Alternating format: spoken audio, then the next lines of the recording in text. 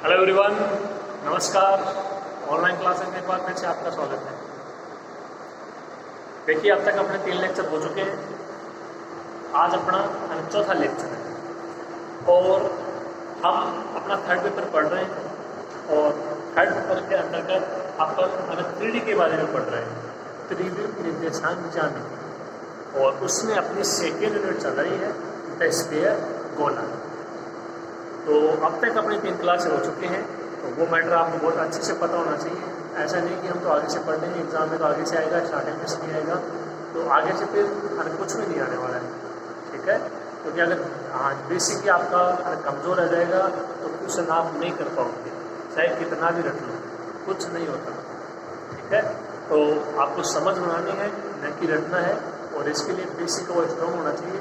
Starting के video है वो आप अच्छे से देखोगे, अच्छे से लेक्चर को समझोगे आप, ठीक है ना, तभी जाके आगे के क्वेश्चन में आपको कोई डाउट नहीं होगा।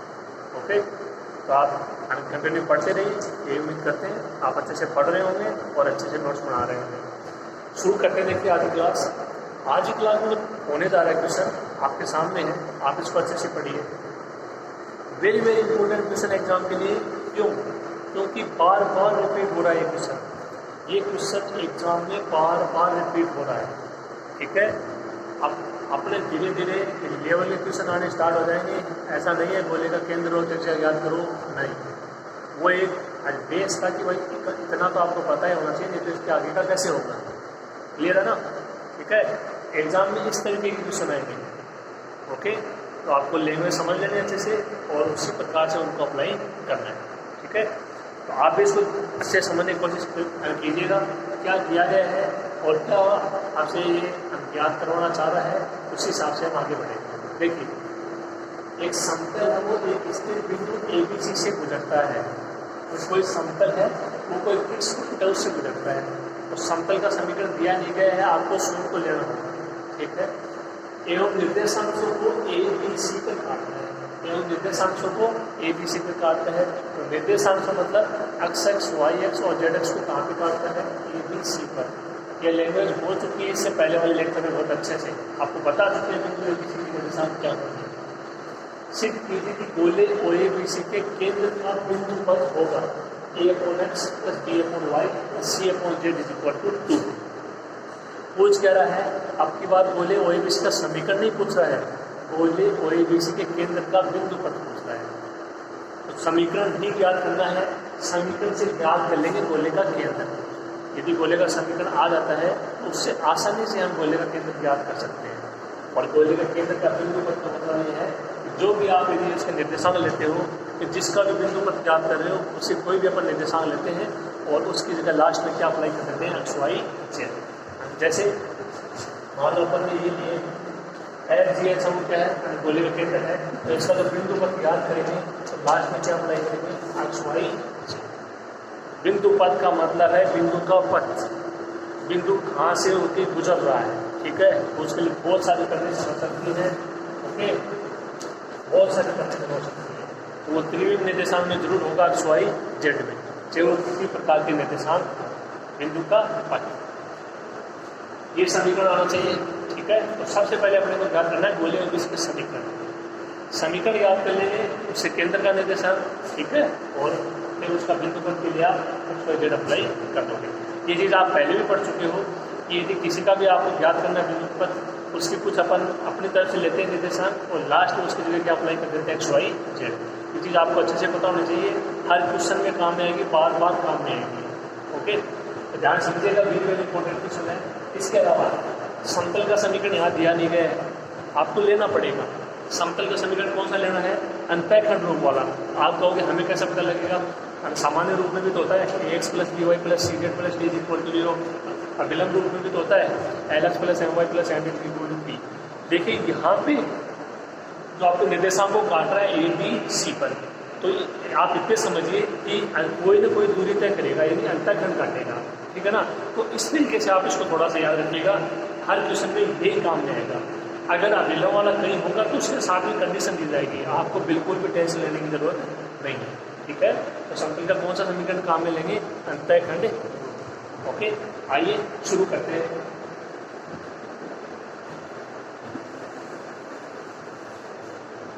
यदि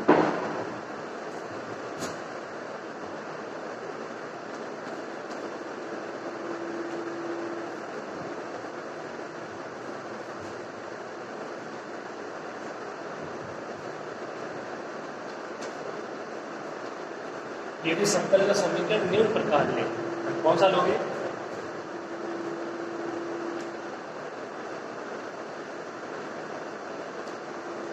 x upon a plus y upon b plus z upon c equal to 1। ABC क्या है? क्रम से x y और z पे काटे गए अंतःखंड है। All clear? ठीक है। क्या कह रहा है? ये समतल है, इसी स्थिर बिंदु से गुजरता है। गुजरने का क्या मतलब होता है कि ये निर्देशांक है, ये जो पॉइंट है, ये समीकरण को क्या करेगा? संतुष्ट करेगा। सिंपल सी लैंग्वेज है।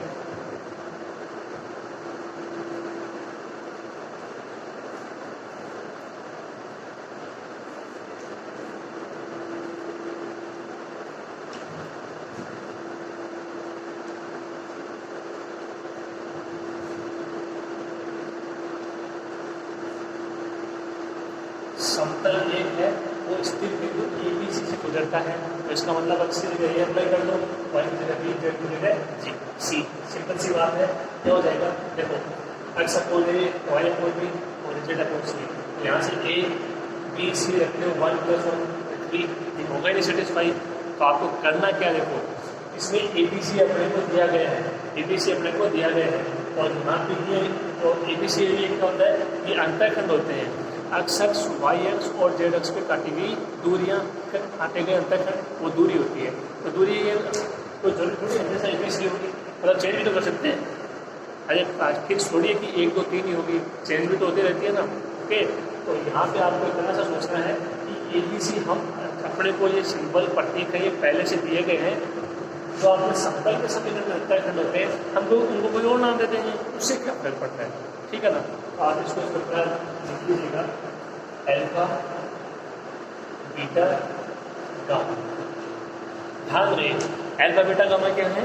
x y और z पर काटे गए अंतःखंड। क्लियर? ओके। ABC से गुजरता है, x की जगह a कितना जाएगा? a अपॉन अल्फा, y की जगह b अपॉन बीटा, और तो आपका z की जगह c upon gamma equal to 1। केवल x y z की जगह a b c ये अप्लाई करना है, और बाकी ऐसे का ऐसे। ठीक है। जो ग्रुप कर रहा है उसकी तरफ देखिए, a b c यहाँ पे x y z है, ग्रुप। ठीक है। थोड़ा सा सोच सकते हो कि अल्फा बीटा गामा का मान अपने को याद करना है। ठीक है, ये सोच सकते हो। हालांकि अगर आप नहीं सोच सकते तब भी कोई बात नहीं होगी, क्योंकि आगे जाकर सब क्लियर होना ही है वो कि हर किसका मान याद हुआ और कहाँ रखे। ठीक है।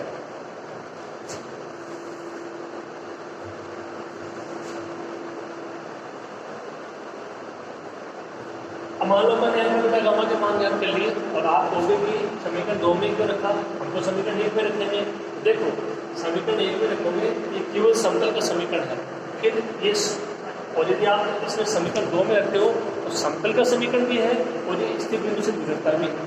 जो आज क्वेश्चन में कंडीशन दी गई है वो सारी अप्लाई होनी चाहिए, नहीं होनी चाहिए? होनी चाहिए। तो अगर मान लो आप इसमें मान रखते हो, ये कंडीशन यूज ही नहीं हुई, ये यूज ही नहीं हुई, इसका मतलब ABC को आपने, जो आपका समतल है उससे ABC नहीं गुजरता है। क्लियर है ना बात? ओके। दी गई जितने भी कंडीशन है सबका यूज होना चाहिए, सबका यूज होना चाहिए। अगर आप यहाँ पे मान रखोगे तो इस कंडीशन का यूज ही नहीं होगा, कंडीशन का यूज ही नहीं होगा, और जबकि होना चाहिए ना, दिया गया है। क्लियर है ना? ठीक है। उसी का समीकरण 2 में रखेंगे, बाकी समीकरण 1। ओके। अब अल्फा बीटा गामा के क्यों रखेंगे तो देखिएगा आगे। अब देखो और क्या कह रहे हैं कि समतल है और निर्देशांकों को, यानी x y और z को ABC को मिलता है। देखिए ABC के निर्देशांक आपको लिखने आने चाहिए। मैंने बताया था ABC के निर्देशांक A00, 0B0, 00C, इसे पहले वाली क्लास में बहुत अच्छे से आपको समझा चुके हैं। ध्यान रहे वहाँ पे ABC अंतःखंड थे, यहाँ पे अंतःखंड अल्फा बीटा गामा है। तो A00 की जगह क्या आएगा? अल्फा 00, जो आपका दूसरा था 0B0, उसकी जगह क्या आएगा? 0 बीटा 0, और आपका 00C था उसकी जगह 00 गामा। चेंज आपको करना आना चाहिए, रटना नहीं है किसी चीज़ को, सीखना है अपने को। अपने को क्या करना है, सीखना है। और क्या सीखा कि जो निर्देशांक होंगे उसमें अंतरखंड आते हैं, ठीक है। यहाँ पे अंतरखंड है तो ABC नहीं है, अल्फा बीटा गामा है। Okay, clear.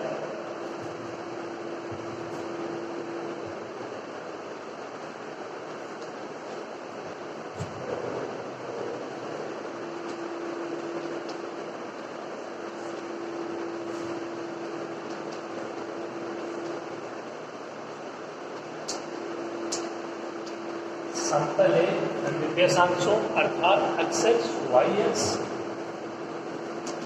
जेड एक्स कहाँ पे काटता है, ABC पे काटता है क्रम से।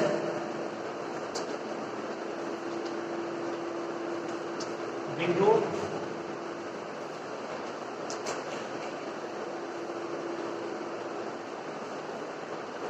ABC पर काटता है, ठीक है। तब यहाँ से अपन ज्ञात करेंगे ABC के निर्देशांक, और वो आपको अच्छे से पता होना चाहिए।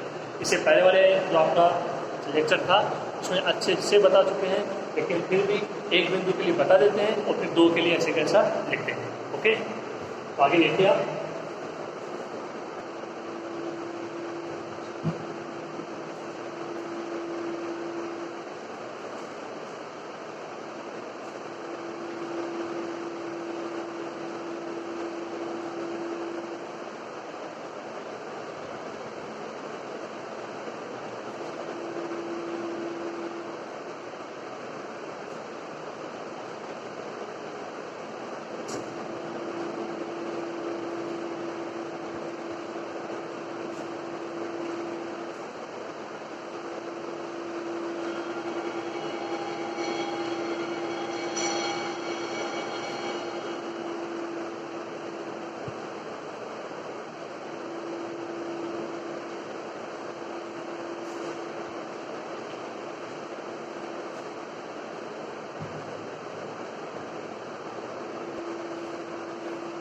देखिए, हम बात करेंगे ABC के निर्देशांकों की। बिंदु A के लिए है, मैं आपको ज्ञात करके बता देता हूँ, हालांकि इससे पहले वाली क्लास में हो चुका है, लेकिन फिर भी आप देख लीजिए क्योंकि अंतरखंड चेंज हो गए। ABC की जगह अल्फा बीटा गामा है, लेकिन आपको इससे थोड़ा सा और समझ में आ जाएगा। तो देखो,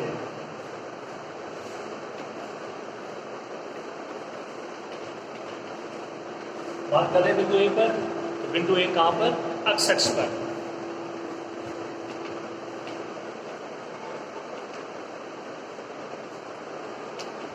एक्स पे आप जानते हो y का मान 0, z का मान 0। ये मान कहाँ रखोगे, समीकरण 1 में जो समतल का समीकरण है, एक्स अपॉन अल्फा प्लस ये y अपॉन बीटा प्लस ये आपका z upon gamma equal to 0 0। X upon alpha is equal to 1, x is equal to alpha. इससे पहले हमारा लेक्चर था उसमें एक्स अपॉन A था, A आ गया 0 0, A 0 0 बोल दिया, अब अल्फा 0 0। मेरे हिसाब से आपके नियम समझ में आ गया होगा।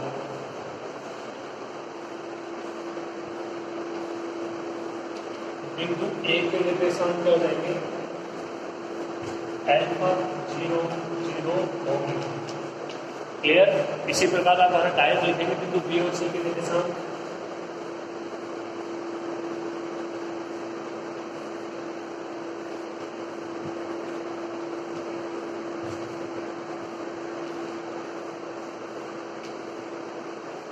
इसी प्रकार बिंदु B और C के निर्देशांक क्या हो जाएंगे क्रम से,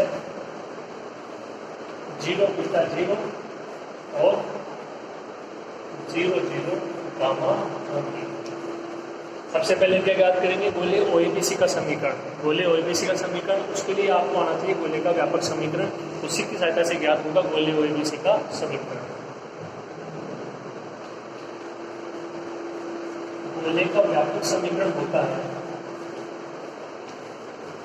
गोले का व्यापक समीकरण होता है, क्या होता है देखिए,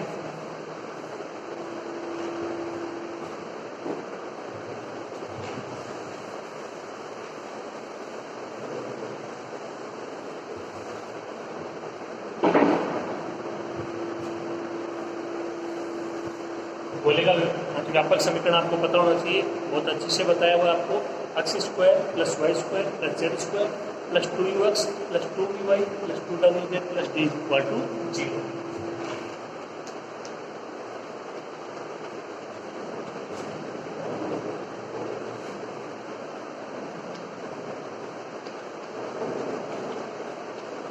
इसको दे देना समीकरण 3। समीकरण हो गया। अब अपने को मान ज्ञात करना है u v w और d के, इसमें 3 में रख देंगे मान, गोले ओ ए बी सी का समीकरण प्राप्त हो जाएगा। तो आप देख सकते हो आधा प्रोसेस है वो इससे पहले वाला जो अपना हुआ था लेक्चर सेम उसी तरीके से है, केवल और केवल अंतरखंड अपन ने चेंज किया अल्फा बीटा गामा, क्योंकि पॉइंट एक्स्ट्रा से इसमें दे दिया गया ए बी सी, उसमें ऐसा कुछ नहीं था, बस इतना सा फर्क है। यदि ये आपके समझ में आ गया तो क्वेश्चन में कहीं भी कोई भी दिक्कत आपकी नहीं है। ओके, अब देखिए ओ ए बी सी का समीकरण याद करना है, यानी ओ ए बी सी इन चारों बिंदु से आपको इस गोले को गुजारना है। ओ यानी मूल बिंदु पर डी का मान 0, आप जानते हो अच्छे से, बता चुके हैं आपको।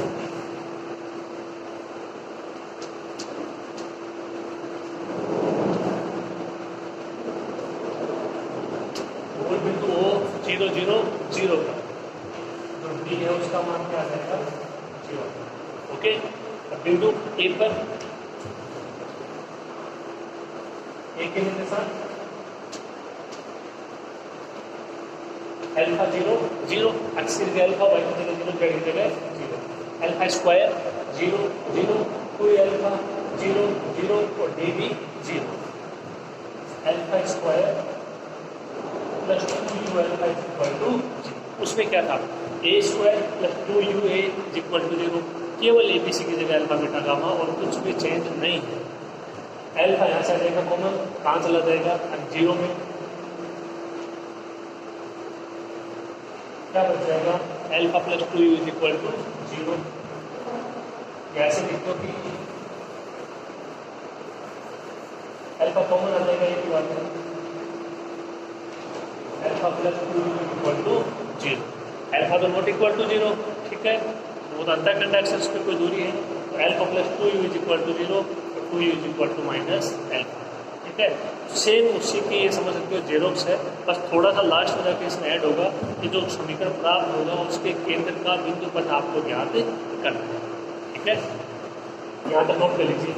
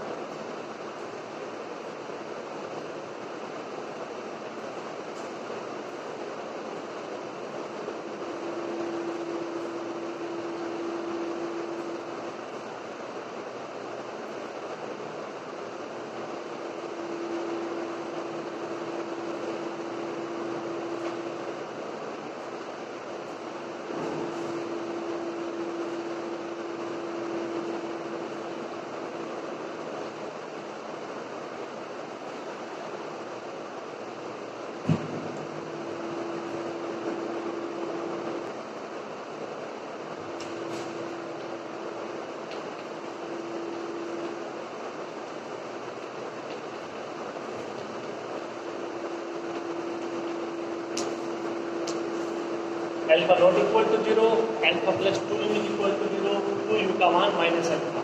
अब आपके समझ में आ जाना चाहिए। इसी प्रकार बिंदु बी पर, बी यानी 0 बीटा 0 पर 2b का मान माइनस बीटा, समझ में आ जाना चाहिए। देखिए आपके बिंदु सी 0 0 गामा पर 2w is equal to minus gamma.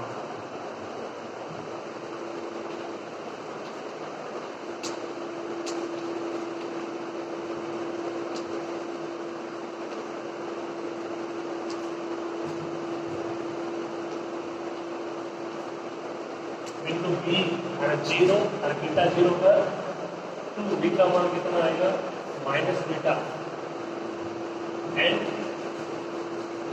बिंदु सी 0 0 गामा पर 2 W का मान minus gamma 2U 2V 2W और D के मान कहाँ रखेंगे समीकरण 3 में क्या प्राप्त हो जाएगा गोले OABC का समीकरण।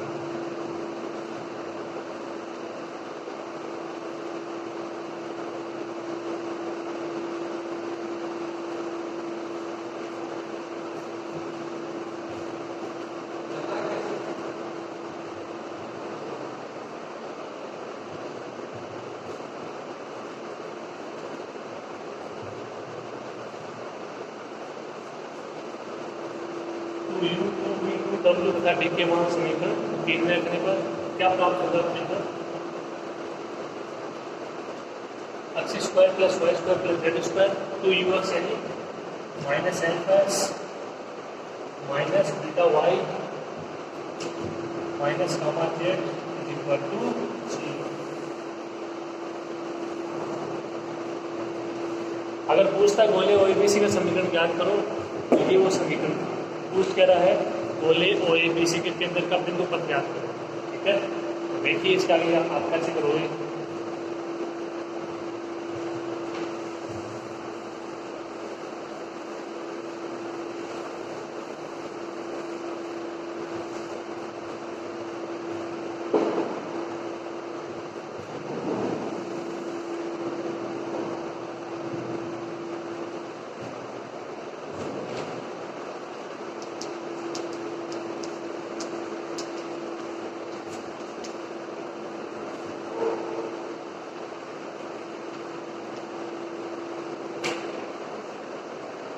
समीकरण 4 है वो क्या है जो कि गोले OABC का समीकरण। ठीक है, अब क्या पूछ रहा है गोले OABC के केंद्र का बिंदु पर गोले OABC के केंद्र का बिंदु पर। तो OABC के केंद्र का बिंदु पर आपको सबसे पहले इसका केंद्र निकालना होगा। तो कोई सिंबल ले लेते हैं अपन अपनी तरफ से। देखिए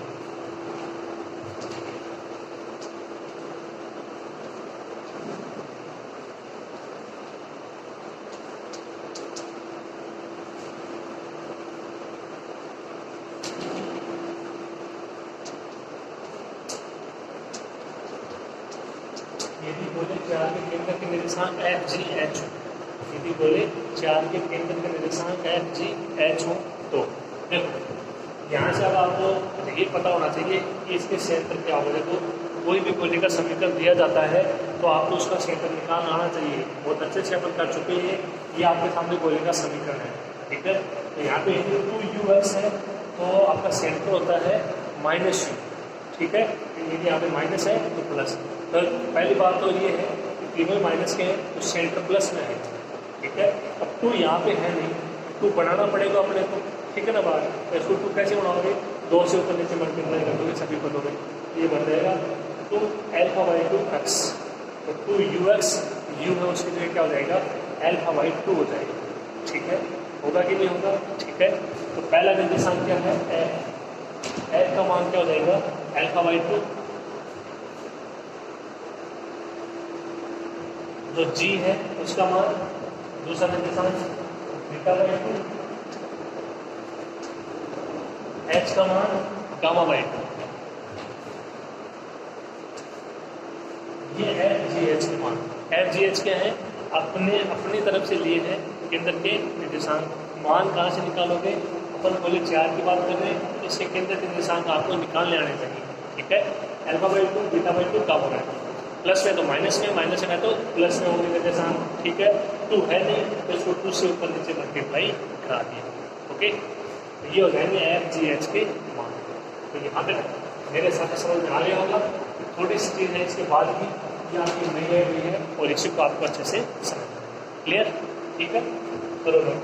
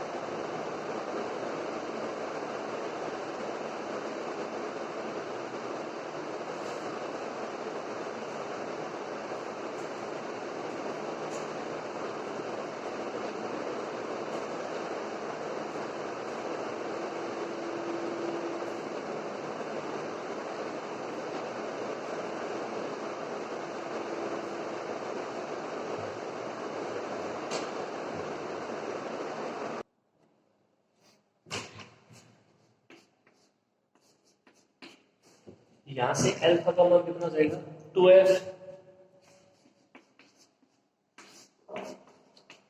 बीटा का कितना मान हो जाएगा 2g, और गामा का कितना मान हो जाएगा 2h। अल्फा बीटा गामा के मान कहा रखेंगे समीकरण 2 में, न कि समीकरण 1 में। स्टार्टिंग में आपको मैंने कारण बताया था, यदि समीकरण 1 में इंक्लूड करते हो तो एबीसी बिंदु वाली कंडीशन तो उसमें इंक्लूड नहीं होगी, वो अपने को इंक्लूड करनी है। इसीलिए अल्फा बीटा गामा के मान कहा रखेंगे समीकरण 2 में रखेंगे।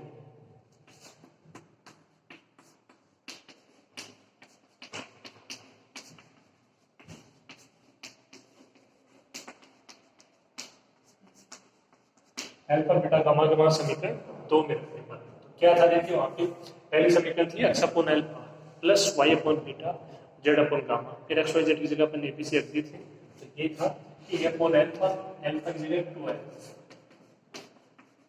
Plus b upon beta, beta की जगह 2g plus c upon gamma 2h is equal to 1। ठीक है, यहां से ये आपको कॉमन आ जाएगा 1/2 a upon f b upon g c upon h is equal to 1। ये 2 इधर चला जाएगा। अगली स्टेप क्या प्राप्त होगी, a upon f b upon g c upon h is equal to 2। Answer अभी प्राप्त नहीं हुआ है, आंसर अभी प्राप्त नहीं हुआ है। देखिए कैसे,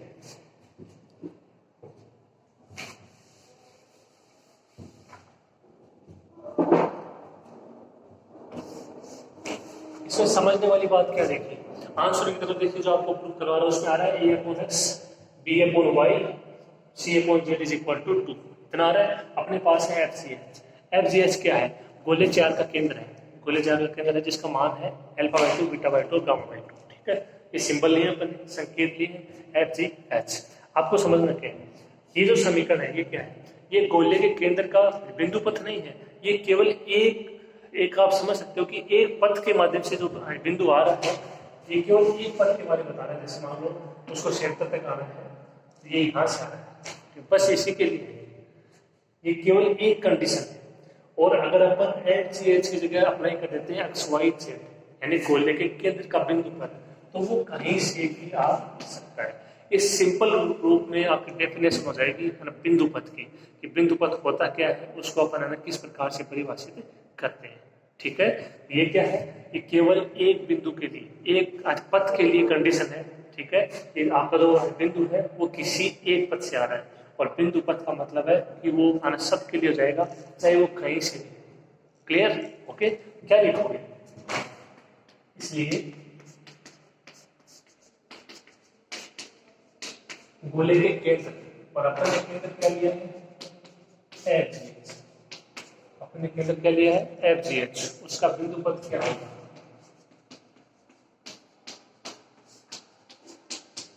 तो गोले के केंद्र FGH का बिंदु पथ होगा, और ये अपने को ज्ञात करना था।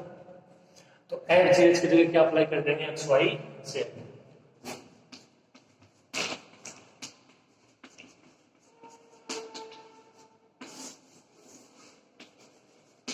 ये आपका आंसर, इन दोनों में आपको अंतर बता दिया है। ये आपको पता होना चाहिए, कोई भी चीज़ है वो आपको सीखनी चाहिए, न कि कि अपने को तो बस करना है क्वेश्चन उसके बाद हमें क्या मतलब है, ऐसा नहीं होना चाहिए। ठीक है, हो सके उतना उसके बारे में जानने की कोशिश करो जहाँ तक अपन पहुँच सके। ठीक है, तो ये क्वेश्चन है वो कंप्लीट होता है। बहुत ही अच्छा क्वेश्चन था, इंपॉर्टेंट क्वेश्चन था। इंपॉर्टेंट क्वेश्चन मैं आपको एक बार फिर बता दूं, बहुत बार आ चुका है एग्जाम में, बार बार रिपीट होता रहता है। ठीक है, अच्छा क्वेश्चन है, यहीं से एक क्वेश्चन है वो स्टार्टिंग होने आपके मतलब एक बोल सकते हैं कि लेवल क्वेश्चन है वो स्टार्ट होना जाते हैं।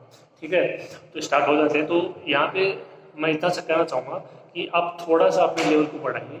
ठीक है, स्टार्टिंग में अपन ने पढ़ा केंद्र और त्रिज्या, ठीक है, गोले का समीकरण, फिर गोले का व्यापक समीकरण उसका केंद्र और त्रिज्या, फिर गोले OABC का समीकरण। अब OABC के केंद्र का बिंदु पथ, तो OABC का समीकरण है, वहां तक सेम कंडीशन थी, उस समीकरण से अपन ने निकाली क्या, उसका केंद्र, उसको कोई सिंबल दे दिया FGH, और जो आपका अंतःखंड था उनके मान ज्ञात हो गए, अप्लाई कर दिया दो में, और उसका बिंदु पथ निकाल दिया। तो ये आ गया पूरे गोले के लिए, वो कहीं से जा सकता है, और ये पूरे गोले में किसी एक पथ के लिए। ठीक है।